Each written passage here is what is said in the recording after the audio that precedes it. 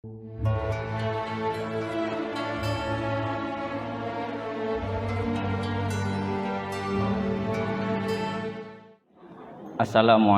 warahmatullahi wabarakatuh. Innal hamdalillah nahmaduhu wa nasta'inuhu wa nastaghfiruh wa na'udzu bihi min syururi anfusina wa min sayyiati a'malina may yahdihillahu fala mudhillalah wa may yudlil fala hadiyalah. Asyhadu an la ilaha illallah wahdahu la syarikalah wa asyhadu anna Muhammadan abduhu wa rasuluhu la nabiyya ba'dah. Allahumma shalli wa sallim wa barik ala sayyidina wa nabiyina Muhammad wa ala alihi wa ashabihi ajmain amma ba'du. Yang saya hormati pengurus Majelis Taklim Istiqomah Qalbu Wahid, yang saya hormati ibu-ibu jamaah Majelis Taklim serta bapak-bapak yang mengikuti kajian ini. Alhamdulillah pada pagi hari ini kita dapat melanjutkan kajian kitab Al-Hikam yang menata hati kita dalam berkomunikasi kepada Allah, dalam berhubungan dengan Allah maupun berhubungan dengan makhluk. Semoga Allah memberi hidayah kepada kita untuk dapat mengamalkannya. Amin. Salawat serta salam semoga tetap tercurahkan pada panutan kita Nabi Muhammad SAW.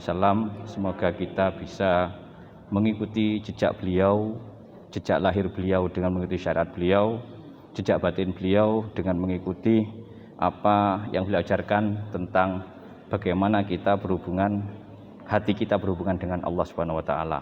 Semoga kita bisa mengikuti jejak beliau juga kelak untuk menuju surga. Amin.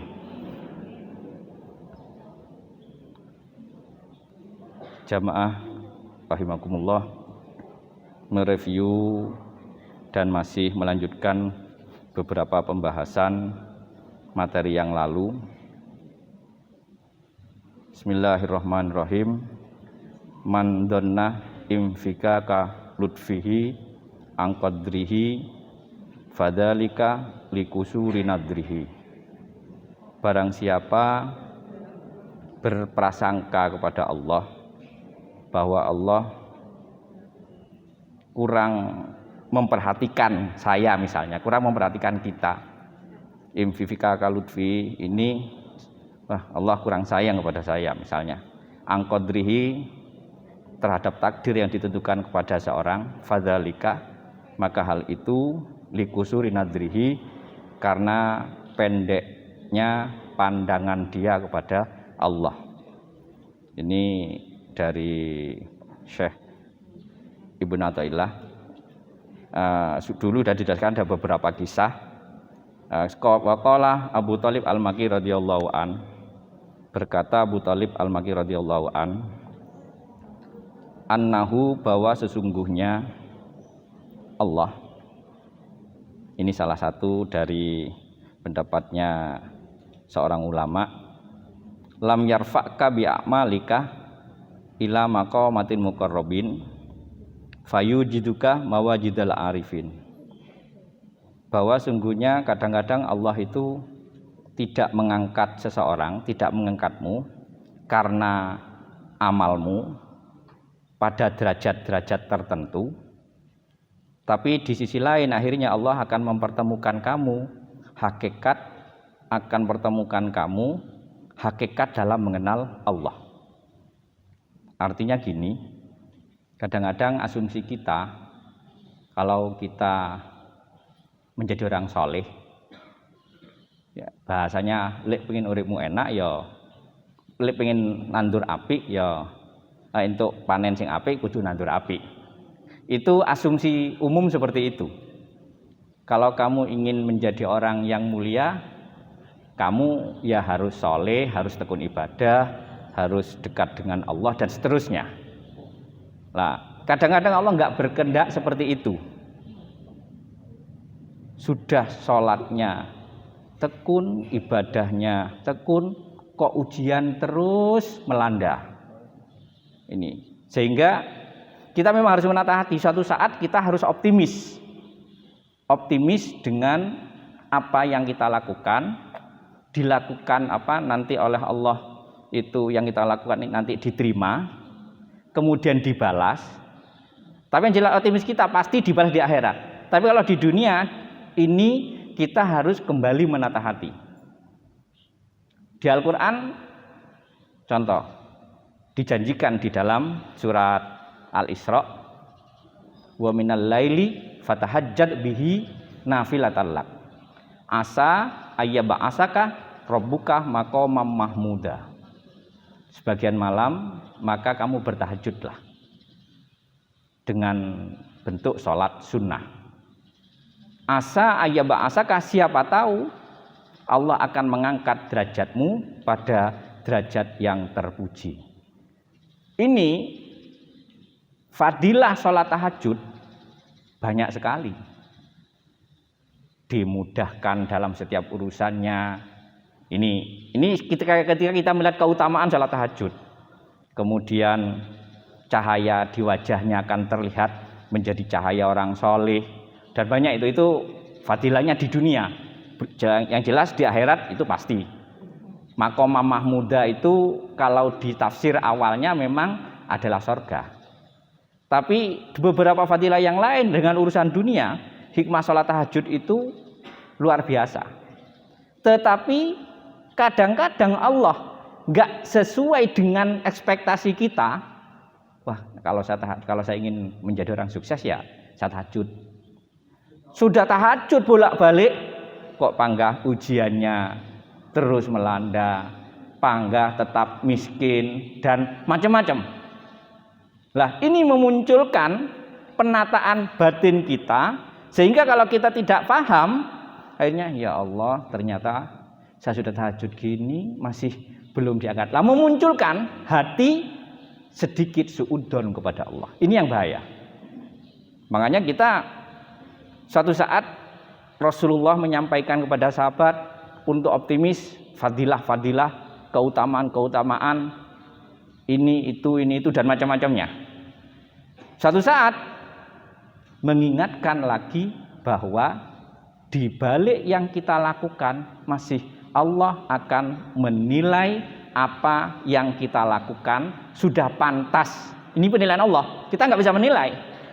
Kita nggak bisa menilai tahajud kita akan mengangkat derajat kita di dunia. Kita nggak bisa menilai keistiqomahan duha kita belum tentu mengangkat kebaikan kita di dunia. Tidak bisa menilai. Allah punya penilaian tersendiri, sehingga Allah masih harus menguji hambanya dengan berbagai macam ujian, bahkan ujiannya sampai akhir hayat. Hatinya masih bisa tetap bergantung kepadaku apa tidak, hatinya masih tetap bisa istiqomah kepadaku apa tidak. Ini yang Allah perlihatkan nanti kepada kita.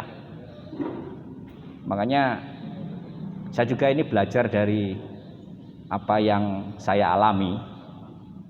Jadi ketika saya sampaikan dulu bahwa iman bisa meningkatkan imun, memang kita sholat bagus, keadaan tubuh kita, iman kita akan meningkatkan imun kita. Ketika kita puasa, Rasulullah bersabda, sumu tasihu, puasalah kamu akan sehat. Ya sehat. Tapi kadang-kadang itu membuat kita lengah, ada celah lain yang akhirnya Allah memberikan ujian. Jadi mungkin sedikit saya sampaikan, ketika saya terpapar positif COVID itu, ketika dicek semua tensi darah normal, semua normal, bahkan sehat, tapi ternyata ada celah yang Allah berikan, mungkin karena terlalu positive thinking kepada Allah, melupakan bahwa ada Allah bisa masih menguji kita. Ini yang harus kita pahami. Sehingga orang yang berbuat baik belum tentu nanti hasilnya baik. Maksudnya hasil dunianya, kalau akhirnya pasti. Karena memang yang Allah janjikan semua yang kita lakukan di dunia ini untuk akhirat. Dunia hanya ikut. Nah, kadang-kadang kita, asumsi kita sudah yang dipikirkan dunia. Akhirnya sudah pasti diberi, tapi akhirnya diberikan dunia. Dunianya nanti apakah saya dibalas apa tidak? Lah ini ada keyakinan dibalas, ternyata masih diuji. Tujuannya Allah memberikan seperti itu, fayujiduka mawajidal arifin, supaya kamu lebih mengenal Allah lebih dalam. Allah itu bukan hanya bersifat Rahman, Rahim, Wahhab. Kadang-kadang kan kita yang kita baca setiap saat kan, misalnya kalau diberi amalan para kiai itu, ya Rahman, ya Rahman, ya Rahman, ya Rahim, ya Rahim, ya Rahim, ya Rozak, ya Rozak, ya Rozak. Amalan enak-enak. Ya Rozak, ya Rozak, ya Rozak supaya diberi rezeki. Ya Fattah, ya Fattah, ya Fattah, ya Fattah. Lupa bahwa Allah syadidul iqab.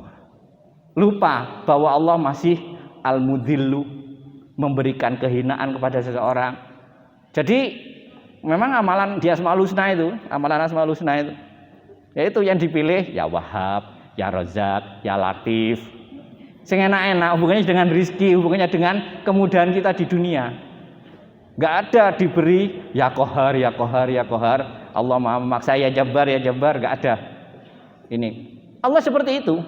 Jadi kita harus paham di Asmaul Husna itu bukan hanya Allah bersikap welas asih, pemberi dan ini kepada kita, tapi juga Allah Maha memaksa, Maha harus ya Jabbar, kemudian ya Qahar, ya Mudhillu, menghinakan, dan banyak ya Qabid, Allah menggenggam, artinya enggak memberikan sesuatu kepada seseorang bisa. Apalagi di Quran, innallaha syadidul iqab, Allah Maha pedih dalam menyiksa.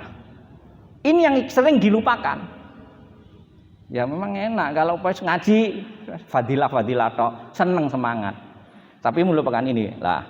Maka dari situ Allah memberikan supaya kita lebih mengenal Allah, maka kenalilah sifat Allah yang lain yang kita harus lebih hati-hati. Allah Maha menguji, Allah Maha memberikan sesuatu yang gak enak kepada kita, pasti itu ada. Sehingga fayakunu maziduka minhu a'malal qulubil lati yastamilu biha kullu mahbubin matlubin. Sehingga kalau kalian sudah mengenal, kalau sudah merasakan ujian yang diberikan Allah dan kalian mampu terus menjalaninya dengan tetap istiqomah ibadahnya, maka dari situlah Allah akan menambah keyakinan amal hatimu agar engkau menjadi seorang yang dicintai oleh Allah dan menjadi orang yang dikehendaki oleh Allah, menjadi orang yang baik. Makanya kan Rasulullah sallallahu alaihi wasallam itu bersabda, "Idza ahabballahu abda ibtalahu." Jika seseorang mencintai seorang hamba, ini tidak hanya memberi, tapi pasti yang pertama ibtalahu. Allah menguji seorang hamba itu. Nabi Ayub dari orang yang kaya diuji menjadi orang yang sangat miskin. Kemudian bisa melewati dengan keistiqomahan beliau, mengangkat lagi derajatnya Allah. Derajat Nabi Ayub. Nah ini sehingga salah satunya yang diberikan li'annal qanaatah, maka dalam menerima semua pemberian Allah. Jadi kita memang harus ada optimis, ketika berbuat baik pasti dibalas baik oleh Allah. Tapi keoptimisan itu harus diikuti siap menerima apapun yang Allah berikan kepada kita. Siap menerima apapun, meskipun kita telah berbuat baik, tapi harus ada kesiapan menerima apapun yang Allah berikan kepada kita. Karena apa? Hati kita nanti akan diuji, apakah masih istiqomah atau berkurang atau bahkan melupakan Allah. Ini yang bahaya. Maka yang pertama, ditata hati kita menjadi hati yang mau menerima dulu semua pemberian Allah di dunia ini, meskipun kita terus berbuat baik. Karena dengan menerima ini menunjukkan bahwa kita li'annal qanatabi halul mukini, bagi seorang yang tetap yakin kepada Allah. Kalau dia yakin kepada Allah itu yakin Allah memberi kita Tapi juga harus ada keyakinan Allah juga harus siap, kita juga harus siap dan yakin Allah akan menguji kita entah apapun bentuknya. Nah, ini sehingga dengan demikian wal unsabihi maqamul muhibbi waridho, dan kita tetap hati kita harus lunak di hadapan Allah. Jadi jangan sampai ada sedikit pemberontakan sedikit pun di hati kita kepada Allah. Makanya diberi sakit dikit sudah mulai berontak kepada Allah, diberi ujian dikit sudah hatinya mulai berontak kepada Allah, meskipun berontaknya sekedar keluhan. Makanya kalau dulu sampai di pertemuan yang lalu diceritakan Imran bin Husain itu sakitnya 30 tahun tidak pernah mengeluh sampai dibuatkan lubang di tempat tidurnya itu, tidak pernah mengeluh. Itulah yang akan mengangkat derajat kita. Wa fi riwayatin, dalam suatu riwayat, qad ruwiya fi ba'dil akhbar, diriwayatkan di dalam beberapa di sebagian hadis, waktu itu diceritakan anna Yunusah wa Jibrilah alaihi wassalatu wassalam, diceritakan bahwa Nabi Yunus waktu itu jalan bersama dengan malaikat Jibril. Kemudian iltaqaya, mereka bertemu berdua. Kemudian Nabi Yunus bertanya kepada Jibril. Faqala Yunus li Jibril, dallani ala a'badi ahlil ardi. Tunjukkanlah kepadaku. Ini satu cerita bahwa orang yang paling dekat dan paling menghamba kepada Allah gak mesti orang yang selalu tahajud, selalu duha, selalu puasa, tidak mesti. Ini diceritakan, tunjukkan kepadaku wahai Jibril, dari umatku ini mana yang paling ahli ibadah di hadapan Allah pada saat ini. Fa'ata bi ala rajulin, fa'utiya bi ala rajulin, kemudian malaikat Jibril mengajak dia kepada seseorang, kota al-judam yadaihi wa rijlaihi, kepada seseorang yang terkena penyakit lepra saat itu. Jadi tangan sama kakinya sudah putus semua karena kena lepra. Qala wa'id huwa yaqulu matta'tani bihima haitsu syi'ta wa salabtani hima haitsu syi'ta. Kemudian seseorang ini dia mengatakan, "Sudah, engkau menganggapku baik, tetap memperhatikanku meskipun keadaan seperti ini, terserah. Engkau mau menyalibku, terserah," dan seterusnya. Akhirnya dikatakan oleh malaikat, "Ya bir, ya wasul, hei orang yang baik, hei orang yang telah mencapai Allah." Lah, akhirnya Nabi Yunus protes. Akhirnya dikatakan oleh Jibril, inilah orang yang paling ahli ibadah, inilah orang yang paling terbaik ibadahnya saat ini di bumi ini. Ini menyampaikan kepada Nabi Yunus. Faqala Yunus, dan Nabi Yunus berkata, "Ya Jibril, wahai Jibril, innama sa'altuka anturiani sawaman qawaman." Nabi Yunus ini ingin mencari seseorang yang paling ahli sholat, paling ahli puasa. Ya Jibril, saya ingin diajak ke orang sekarang yang paling soleh, paling baik, yang puasa terus menerus, yang sholat terus menerus, yang qiyamul lail terus menerus. Pokoknya yang paling, kok malah saya dipertemukan dengan orang seperti ini. Kata Jibril, ini yang paling sekarang pada saat ini oleh Allah dihitung seorang yang paling hamba, paling dekat dengan Allah. Ini dari kisah ini, bahwa akhirnya diceritakan qala inna hadza kana qoblal bala hakada. Maka hal ini untuk mencapai menjadi seorang yang selalu berpuasa, selalu nanti qiyamul lail dan terus ibadahnya kuat, harus salah satunya melalui proses seperti ini. Inna hadza kana qoblal bala.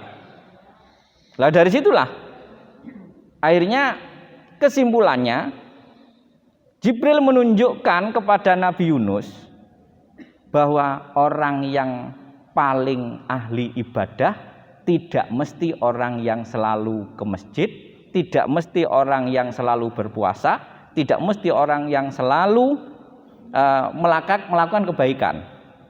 Dan ternyata orang yang paling mendapat ujian berat dan dia sanggup menerima ujian itu dengan tetap beryakin kepada Allah dan menerima serta tetap menjalani ibadah, maka itulah orang yang paling ahli ibadah. Ini ditunjukkan. Artinya bahwa mengajarkan kepada kita saat ini, yang pertama, kita yang sudah baik jangan merasa baik. Belum tentu, karena tadi ternyata yang lebih baik dari itu adalah orang yang kelihatannya keadaannya seperti itu, ternyata dia yang paling ahli ibadah. Ibadah kita ini yang pertama. Yang kedua, ibadah kita ini juga belum tentu akan mengangkat derajat kita di dunia. Kebaikan kita, jadi bahasa umumnya lek pengen tandur sing lek pengen manen sing apik kudu tandur sing apik. Ini yang jelas pastinya di akhirat. Tapi di dunianya belum tentu. Di dunianya belum tentu. Maka kembalikan semua dalam setiap ibadah kita hanya pasrah kepada Allah, hanya kembalikan lagi bahwa saya beribadah karena memang ibadah. Saya beribadah kepada Allah karena memang wa ma khalaqtul jinna wal insa illa liya'budun.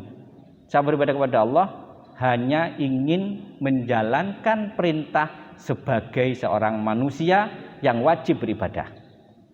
Urusan nanti Allah akan membalas ibadah kita dengan kebaikan, kembalikan itu urusan Allah. Urusan Allah nanti akan menguji kita dulu juga itu kembalikan urusan Allah. Kita punya peluang ibadah, setelah itu peluang kita yang kedua adalah berdoa. Agar seandainya Allah memberi ujian, maka ujian yang akan memberikan hati kita semakin baik. Seandainya Allah memberikan balasan kebaikan di ibadah kita, maka kebaikan, balasan kebaikan itu yang akan menambah hati kita semakin baik. Jadi jangan sampai kita terjebak setelah kita berbuat baik, ahli sedekah, ahli puasa, ahli qiyamul lail dan lain-lainnya. Kemudian kita positive thinking, pasti nanti dibalas kebaikan, tapi kita juga harus siap bahwa kita masih harus siap diuji dulu. Ini yang harus kita pahami. Karena kalau kita nanti sudah euforia urusan kebaikan kita di dunia nanti, wah saya kok dengan tahajud kok merasa gini enak dan terus-terusnya. Saya dengan sedekah ini macam-macam. Jadi fadilah-fadilah yang disampaikan para ulama itu hanya untuk memotivasi kita lebih giat, lebih taat, lebih dekat kepada Allah. Untuk memotivasi. Karena fadilah itu belum tentu diberikan di dunia. Ini yang harus kita pahami. Makanya kalau kita beribadah akhirnya kita diperintah wa ma umiru illa liya'budullaha mukhlishina lahuddina hunafa'a. Tidaklah kita diperintah kecuali hanya untuk beribadah kepada Allah mukhlishina, memurnikan hati kita. Jadi suatu saat kita harus beribadahnya, boleh suatu saat kita beribadah karena ada fadilah yang diharapkan. Fadilah ini utamaan yang nanti menjadi harapan kita memperoleh kebaikan. Ibadah karena ada rasa takut dari keburukan. Namun suatu saat perlu hati kita menata ibadah kita hanya karena saya seorang hamba, hanya karena saya seorang yang punya kewajiban mengabdi beribadah kepada Allah. Ini yang perlu penataan batin kita, sehingga kalau kita hanya berpikir fadilah keutamaan dalam ibadah, maka ketika kita diberi ujian nantinya tidak siap. Ini yang harus kita pahami jadi mukhlisin, keikhlasan. Mukhlishina lahuddin, memurnikan dalam kita beribadah kepada Allah sesuai dengan tuntunan agama kita, hunafa'ah, dan terus berusaha lurus dalam kita beribadah, hati kita. Ini penataan kita dalam keikhlasan. Karena ketika kita memahami bahwa ibadah itu hanya nanti akan pasti memperoleh kebaikan, maka nantinya kita bisa muncul sesuatu yang terus harapan nggak datang harapannya, akhirnya menjadikan kita putus asa kepada Allah. Maka kita berusaha terus 3 hal, maksudnya 3 niat hati kita. Suatu saat muncul boleh, tapi harus ada satu waktu atau 1 detik, 2 detik dalam sholat kita, ini dalam ibadah kita, ini saya karena sebagai hamba saya beribadah kepada Allah. Urusan selanjutnya adalah biar Allah yang mengatur tentang saya di dunia saya maupun di akhirat saya. Nah, ini dari makalah pada pagi hari ini. Qala Rasulullah sallallahu alaihi wasallam, "Ma min muslimin yusibuhu adzan mim maradin fama siwahu illa hattallahu ta'ala anhu bihi sayyiatihi kama tahuttu syajarata awraqaha." Wa dzakara al-Bukhari wa Muslim aidan min hadis Aisyah radhiyallahu anha qalat qala Rasulullah sallallahu alaihi wasallam, "Ma min muslimin yashaku bi syaukatin fama fawqaha illa kutibat lahu darajatun wa muhiyat anhu biha khoti'atun." Rasulullah bersabda, jadi mengapa, jadi intinya kita diberikan mengapa kita dalam berpikir untuk dekat kepada Allah tidak mesti harus melalui ibadah lahir kita yang kita lihat keseharian, puasa, sedekah, baca Quran dan lain-lainnya. Mengapa kesabaran kita dalam menerima musibah tadi, tetapnya hati kita dalam menerima musibah, tetap menjalani ibadah, kenapa itu bagian dari orang yang, kalau di cerita Nabi Yunus tadi, orang yang paling beribadah kepada Allah, paling dekat. Sabda Rasulullah, jika seseorang muslim memperoleh sakit atau musibah lain, fama siwau illa hattallahu ta'ala, maka Allah akan menghapus banyak keburukannya. Kama tahuttu syajarata awraqa, seperti gugurnya daun-daun dari satu pohon. Ini kemudian riwayat Bukhari Muslim juga Rasulullah dari Aisyah radhiyallahu anha, Rasulullah bersabda, "Ma min muslimin yashaku bi syaukatin fama faqaha illa kutibat lahu darajatun wa muhiyat lahu anhu biha khoti'atun." Jika seseorang memperoleh musibah, sakit dan semacamnya, atau yang lebih dari itu, maka Allah akan mencatat dia 1 derajat dan menghapus dia satu dosa, 1 kesalahan. Artinya bahwa ibadah kita kepada Allah bukan hanya yang terlihat baik-baik saja. Saat memperoleh musibah, saat memperoleh keburukan, saat memperoleh kita mengalami sesuatu yang enggak enak, ini ternyata bagian dari ibadah. Dengan kita sabar, tetap menjalani seperti bagaimana Nabi Ayub, tetap menjalani seperti ceritanya Nabi Yunus tadi saat bertemu dengan seorang yang berpenyakit lepra, dan ternyata dia menjadi seorang yang paling ahli ibadah saat itu di bumi saat itu. Ini makanya kita kembalikan, siap menerima pemberian Allah dalam bentuk apapun.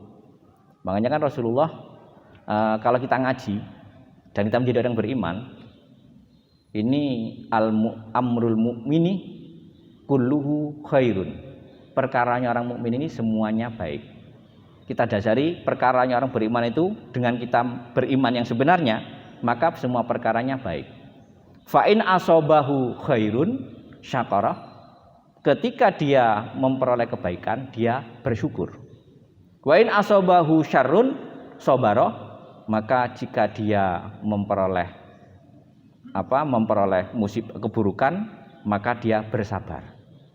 Nah ini dua perkara yang memang dua ini. Makanya kita siap, dua-duanya harus kita siap menerima dari Allah, yang kenikmatan maupun yang musibah kita harus siap menerima. Namanya itu qanaah hati kita. Dan siap dengan kesabaran itu tetap pada jalan Allah. Sehingga Allah berjanji, innama yuwaffas sabiruna ujurahum yaumal qiyamah. Allah akan menyempurnakan pahalanya orang-orang yang sabar.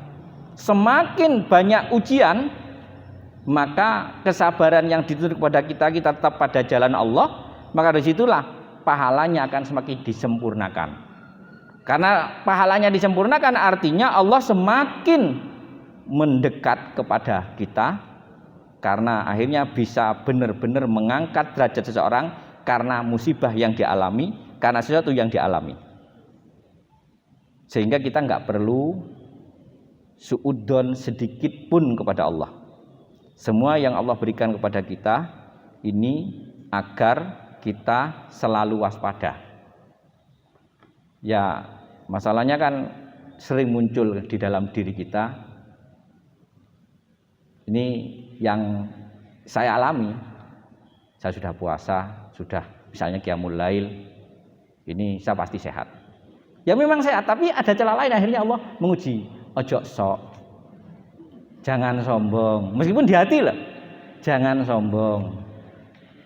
Gila, saya cari celah yang lain, kamu bisa mengalami seperti ini, seperti itu. Jadi kembali penataan hati kita dengan kebaikan kita, jangan sedikit pun ada kesombongan. Sedikit sombong, macam-macam, akhirnya disitulah munculnya ujian Allah yang tidak dapat kita tolak lagi. Kemudian dari Abi Hurairah radhiyallahu an, qala Rasulullah sallallahu alaihi wasallam bersabda, may yuridillahu bihi khairan yusib minhu. Ini di hadis riwayat Bukhari. Rasulullah bersabda, barang siapa yang Allah inginkan seseorang itu baik, yusib minhu, pasti Allah akan memberikan musibah kepadanya. Jadi musibah, ujian yang kita alami karena bentuk bukan Allah tidak sayang kepada kita, bagian dari Allah sayang kepada kita supaya kita bisa lebih dekat kepadanya. Dan seharusnya saat kita menerima ujian, memang kita harus, disitulah peluang kita untuk dekat kepada Allah. Karena kalau sudah berinteraksi dengan yang lain, biasanya tadi penyakit hati itu muncul. Kalau berinteraksi dengan yang lain itu penyakit hati muncul. Orangnya baik, dia mungkin kalau dia memang seorang dermawan. Tapi disitulah penyakit hati muncul, yaitu kesombongan, ujub, dan macam-macamnya itu pasti muncul. Termasuk ketika dia seorang yang berilmu, menyampaikan ilmu, berinteraksi dengan orang lain, berinteraksi dengan jamaah, penyakit hati muncul. Sedikit ada kesombongan dan macam-macamnya, riya, sum'ah. Akhirnya tujuannya Allah menguji, biar dia berhubungan langsung dengan Allah.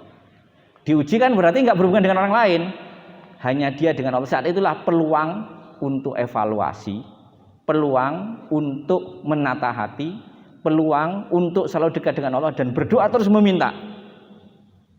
Maka dari sinilah tujuannya Allah memberikan ujian kepada kita. Jadi untuk introspeksi dan evaluasi bagaimana kita lebih dekat dengan Allah. Karena nantinya pasti Allah akan memberikan kebaikan, entah kebaikan itu apa bentuknya, kembalikan lagi kepada Allah. Di riwayat yang lain, wa fi hadis Anas bin Malik radhiyallahu an, qala Rasulullah sallallahu alaihi wasallam, Rasulullah sallallahu alaihi wasallam bersabda, Masya Allah, ini babnya juga enggak menyangka. Artinya ini memang bagian dari Allah mengingatkan saya juga. Nah, perumpamaan orang yang sakit, idza bari'a wa sa'a min maradihi kamasalil burdati taqau fis samai fi safaiha wa launiha. Ini sabda Rasulullah. Perumpamaan orang yang sakit kemudian dia sabar dalam sakitnya. Sabar itu ditunjukkan dia tetap mau menjalankan apa yang menjadi kewajibannya kepada Allah. Bukan ketika seseorang itu menerima musibah atau sakit sabar. Bukan hanya sabar, bukan gini, sabar, bukan. Sabar cirinya tetap istiqomah apa yang dia lakukannya. Ini. Jadi tetap sholat, tetap ini. Nah, itu namanya sabar yang dimaksudkan. Idza bari'a kemudian ketika selesai wasahah dan sehat mimaradi dari sakitnya. Kamasal burdati taqau fi samai fi safai walauniha. Itu bagaikan air embun yang masih murni yang turun dari langit dan masih dalam keadaan jernih dan dalam keadaan murni. Artinya ketika seorang itu menerima musibah, apapun musibah ini hanya digambarkan sakit.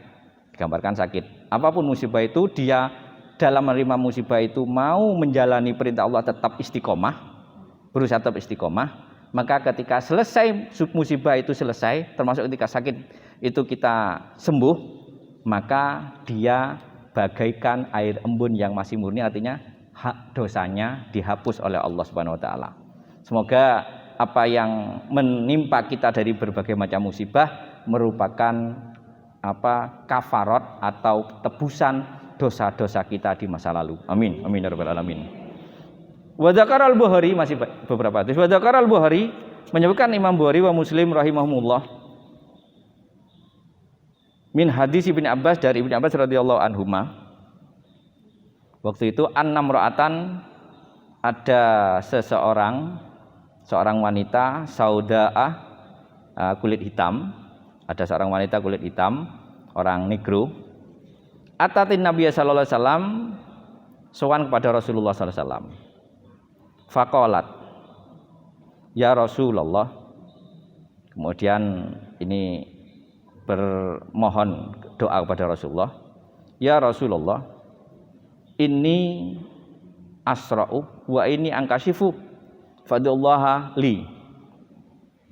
Qala, Rasulullah bersabda, in syi'ti sabarti walakil jannah wa in syi'ti da'autillaha ayu afiyaka qalat asbiru. Waktu itu ada seorang wanita negro datang pada Rasulullah. Wanita ini punya penyakit epilepsi. Ini epilepsi. Setiap kali epilepsi otomatis auratnya terbuka, meminta doa kepada Rasulullah untuk disembuhkan. Rasulullah memberikan pilihan,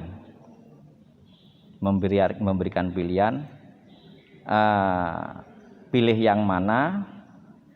Jika ini pilih yang mana, jika engkau sabar ketika menerima penyakit ini, terus engkau jalani, maka memperoleh surga. Jika engkau berkenan, pilih yang mana, aku akan berdoa kepada Allah dan agar Allah menyembuhkan penyakitmu. Maka wanita ini memilih asbiru, saya memilih sabar saja.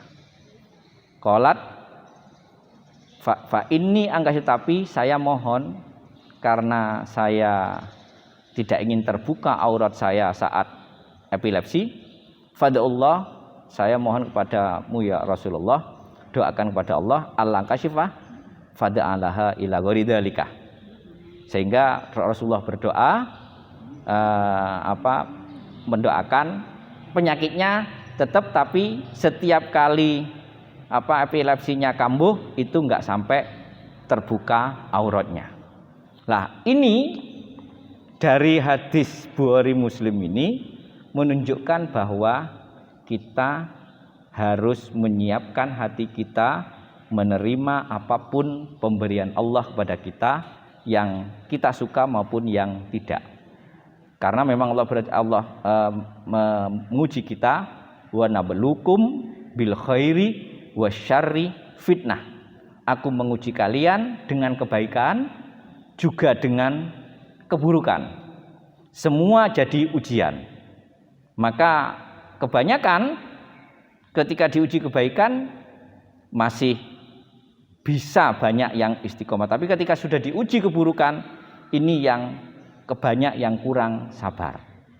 Ciri kurang sabarnya paling tidak mengurangi kadar keimanannya, mengurangi kadar ibadahnya. Maka dari sini tuntutannya adalah tetap istiqomah.